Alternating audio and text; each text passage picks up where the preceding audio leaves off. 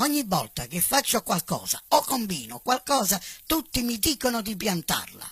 E continuamente mi dicono piantala, piantala, piantala, così io l'ho piantata. Ma c'è cresciuta una pianta di marijuana e rimeda e voglio fa babà.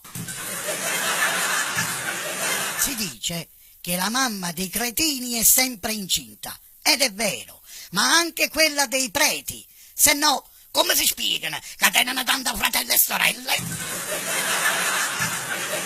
Due amici, uno chiede all'altro: Ehi Pasqua, e tua moglie dov'è? Pasquale risponde: sta in due giardine. E l'altro amico: Ma non la vedo, arresta. e Pasquale risponde: no, gli scavano poco, sta sottoterra.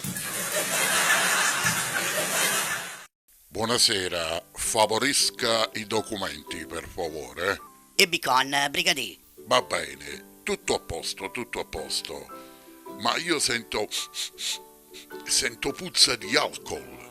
La verità, brigadier, ma ci fa rubare i biruzzelle. E perché guida in questo stato? Brigadier, scusate, ma io sono grado annunziata, non avevo visto a guidare un Marocco.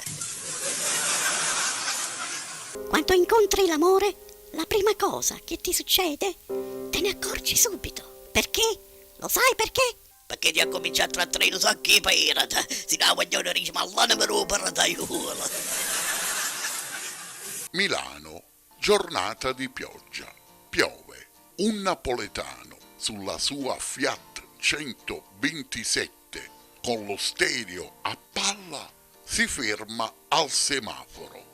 Gli si affianca un milanese in Ferrari, abbassa il finestrino e gli dice: Uè, Terun, scende la pioggia, eh? il napoletano abbassa il finestrino, gli sputa in un occhio e gli dice: Uè, capi cazzo, una lacrima sul viso. Ciao tesoro, lo sai, questa sera sono sola a casa. Sono sola. Ma vai, oramai, è chiuso buona la porta, mi raccomando. Buongiorno, scusate, ma ratano bello chile pane. Un chilo? Va bene, però mi raccomando, non ne pigliate assai, perché così no si fa toast. Oh, vai! E allora sai che volete fare? Rata a me non riesce a chilo.